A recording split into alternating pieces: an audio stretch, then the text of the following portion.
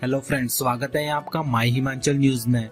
तो फ्रेंड्स, आज है 14 मई 2021। बात करेंगे हिमाचल प्रदेश की आज की तमाम बड़ी खबरों के बारे में, तो बने रहे वीडियो के अंत तक। और फ्रेंड्स, अगर आप चैनल पे नए हैं तो चैनल को सब्सक्राइब कर लें, उसके साथ लगे बेल आइकन को भी प्रेस कर दें ताकि हिमाचल की आने वाली खबरें सबसे पहले आपको मिलती रहे। तो चलिए आज की सबसे बड़ी खबर पे बात करते हैं। तो सप्ताह में 2 दिन लगेगी 18 से 44 आयु वर्ग के लोगों को कोरोना वैक्सीन। पोर्टल पर दिखेगा शेड्यूल। बिना पंजीकरण करवाए टीकाकरण नहीं होगा। असुविधा और भीड़ भाड़ से बचने के लिए लाभार्थी निर्धारित पंजीकरण और समय के अनुसार ही टीकाकरण केंद्र पर जाएं। हिमाचल प्रदेश में 17 मई से शुरू हो रहे तीसरे चरण के तहत 18 से 44 आयु वर्ग के लिए कोरोना वैक्सीन की डोज सप्ताह में 2 दिन केवल सोमवार और गुरुवार को लगेगी। लाभार्थी का टीकाकरण शेड्यूल हर निर्धारित तिथि से 2 दिन पूर्व कोविन पोर्टल पर दिखेगा। मई में इस आयु वर्ग के लिए टीकाकरण कार्यक्रम निर्धारित कर दिया गया है। इसके तहत 5 दिन 17, 20, 24, 27 और 31 मई को इस आयु वर्ग के लाभार्थियों का टीकाकरण होगा। अगले महीने की तिथियों और समय सारणी बाद में निर्धारित की जाएगी। राष्ट्रीय स्वास्थ्य मिशन के मिशन निदेशक डॉक्टर निपुण जिंदाल ने बताया कि 17 मई को जिन लोगों का टीकाकरण होगा उनका शेड्यूल 15 मई को पोर्टल पर दिखेगा। स्कूल सरकारी हो या निजी, दिन में 2 घंटे और सप्ताह में 5 दिन से अधिक नहीं हो पाएगी ऑनलाइन क्लासेस। कांगड़ा के सरकारी स्कूल हो या निजी, ऑनलाइन शिक्षण कार्य दिन में केवल 2 घंटे ही हो पाएगा। ये आदेश जिलाधीश कांगड़ा राकेश प्रजापति ने जारी कर दिए हैं। प्रशासन तक कुछ अभिभावकों ने शिकायत पहुंचाई थी कि लगातार ऑनलाइन कक्षाओं में बैठने के कारण उनके बच्चों की आंखों और मनोस्थिति पर विपरीत प्रभाव पड़ रहा है। गौरतलब है कि लगभग सभी स्कूल गूगल मीट या जूम जैसे माध्यमों से ऑनलाइन कक्षाएं जारी रखे हुए हैं। इसके साथ ही वैक्सीनेशन अब खुले स्थान पर हुआ करेगी, जबकि टेस्टिंग अस्पताल या किसी भी चिकित्सा संस्थान में ही होगी। वैक्सीनेशन सेंटर में भी 3 कतारें हुआ करेंगी, एक वरिष्ठ नागरिक के लिए, दूसरी 45 से 60 वर्ष की आयु वालों के लिए और तीसरी 18 से 45 साल तक की आयु वालों के लिए। तो अगली खबर रहेगी, निजी अस्पतालों में हिमकेयर आयुष्मान कार्ड से फ्री इलाज। मुख्यमंत्री जयराम ठाकुर ने कहा कि कोविड-19 मरीजों की संख्या में वृद्धि के दृष्टिगत राज्य सरकार ने हिमकेयर और आयुष्मान भारत योजना के लाभार्थी कोविड-19 रोगियों को कोविड के लिए समर्पित पंजीकृत निजी अस्पतालों में निःशुल्क उपचार प्रदान करने का निर्णय लिया है। ये बात उन्होंने बुधवार को यहां राज्य सरकार के वरिष्ठ अधिकारियों और कोविड-19 प्रबंधन कमेटियों के सदस्यों के साथ आयोजित बैठक की अध्यक्षता करते हुए कही। जयराम ठाकुर ने कहा कि आयुष्मान भारत के तहत 4.16 लाख परिवार और राज्य सरकार की हिमकेयर योजना के तहत 5.13 लाख परिवार पंजीकृत हैं। उन्होंने कहा कि ये सभी परिवार अब कोविड-19 के निःशुल्क उपचार के लिए पात्र हैं। तो कोरोना वायरस पे बात कर लेते हैं। 4,937 केस, 3,817 ठीक, 103 साल के बुजुर्ग सहित 63 की कोरोना से मौत। हिमाचल में कोरोना के 4,937 मामले आए हैं, वही 3,817 कोरोना पॉजिटिव ठीक भी हुए हैं। आज 103 वर्षीय बुजुर्ग सहित 63 लोगों की जान गई है। हिमाचल में कुल आंकड़ा 1,50,673 पहुंच गया है। अभी 40,008 एक्टिव केस चल रहे हैं। अब तक 1,08,503 लोग ठीक हुए हैं। कोरोना डेथ का आंकड़ा 2,118 है। कांगड़ा में आए केसों की संख्या 1277 है। सोलन में 694 है, शिमला में 632 है, सिरमौर में 505 है, चंबा में 375, मंडी में 357, हमीरपुर में 327, बिलासपुर में 321, ऊना में 300, कुल्लू में 86, किन्नौर में 33, बेलाहौल स्पीति में 30 मामले आए हैं। इसी के साथ ठीक होने वालों में कांगड़ा में 897 है, सोलन के 598 है, मंडी के 478 है, शिमला के 460 है, हमीरपुर के 372 है, सिरमौर के 228 हैं, बिलासपुर व ऊना के 224 हैं, चंबा के 118, कुल्लू के 106, किन्नौर के 57 व लाहौल स्पीति के 55 ठीक हुए हैं। जल्द पूरी होगी वैक्सीन की कमी, विपक्ष कर रहा है लोगों को भ्रमित। कृषि मंत्री, हिमाचल प्रदेश में जहां वैक्सीन नहीं आने से 18 साल से 44 साल तक के व्यक्तियों का टीकाकरण अभी शुरू नहीं हो सका है, वहीं वैक्सीन की कमी के चलते 45 वर्ष से अधिक आयु वर्ग के लोगों को दूसरी डोज लगाने में भी देरी हो रही है। लेकिन प्रदेश के कृषि एवं ग्रामीण विकास मंत्री वीरेंद्र कंवर ने राज्य में कोरोना वैक्सीन की कमी को जल्द पूरी होने का भरोसा दिया है। उन्होंने प्रदेश सरकार द्वारा इस दिशा में उचित कदम उठाए जाने की बात कही है।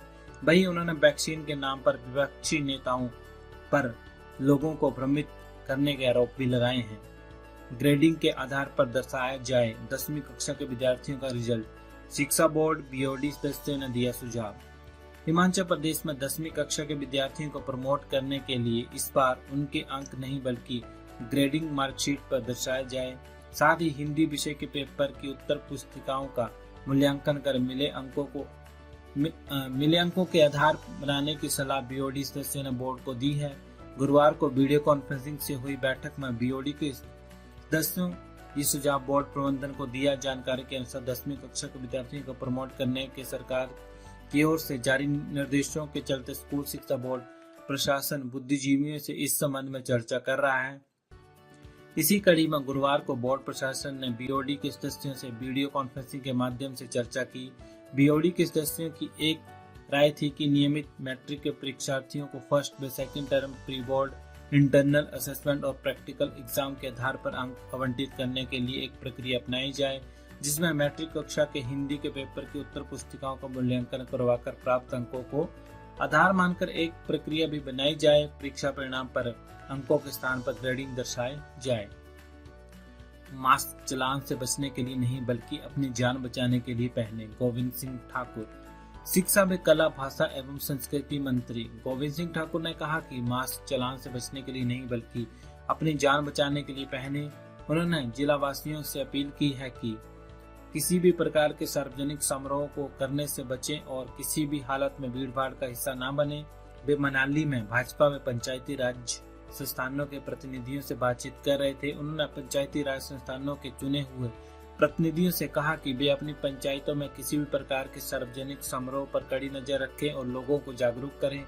बहुत से गांवों में कोरोना के मरीज आइसोलेशन में हैं और ऐसे में चुने हुए प्रतिनिधियों को मरीजों की नियमित निगरानी रखनी चाहिए ताकि दूसरे लोग संक्रमित न हों।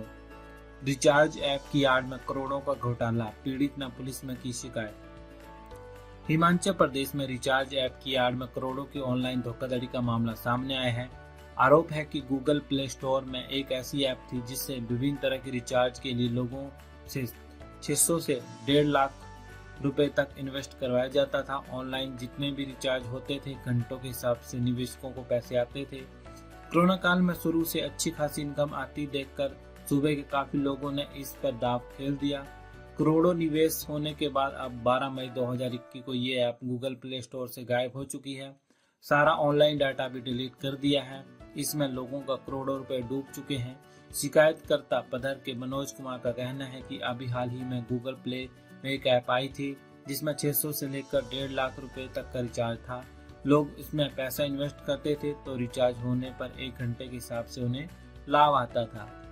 कोरोना मरीजों के उपचार में कोताही पर प्रिंसिपल MSCMO पर होगी कार्रवाई।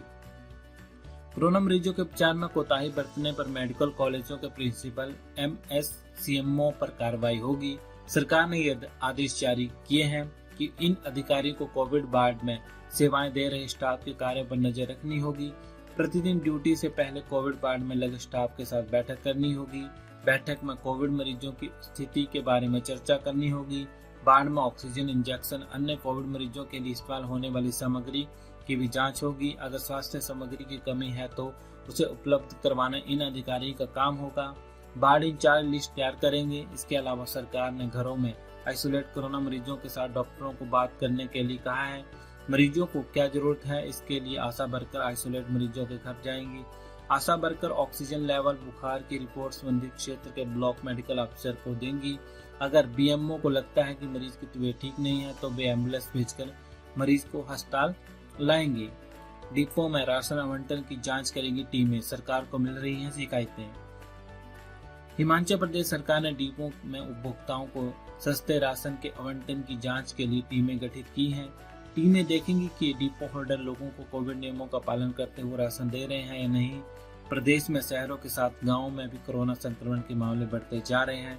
डिपो धारकों की जिम्मेदारी तय की गई है कि वे लोगों को कोरोना से बचाव की जानकारी देने के साथ साथ बॉस मशीनों में उंगली लगाने से पहले सैनिटाइज करें, डिपो को सैनिटाइज करें और उचित दूरी के नियम का पालन करवाएं। अगर डिपो में इन नियमों का पालन नहीं हो रहा है कि डिपो धारक पर कार्रवाई होगी। तो फ्रेंड्स, वीडियो को लाइक कर दीजिएगा, चैनल को सब्सक्राइब कर दीजिएगा, उसके साथ लगे बेल आइकन को भी दबा दीजिएगा ताकि हिमाचल की आने वाली खबरें सबसे पहले आपको मिलती रहें। इसी के साथ जय हिंद, जय भारत, जय हिमाचल।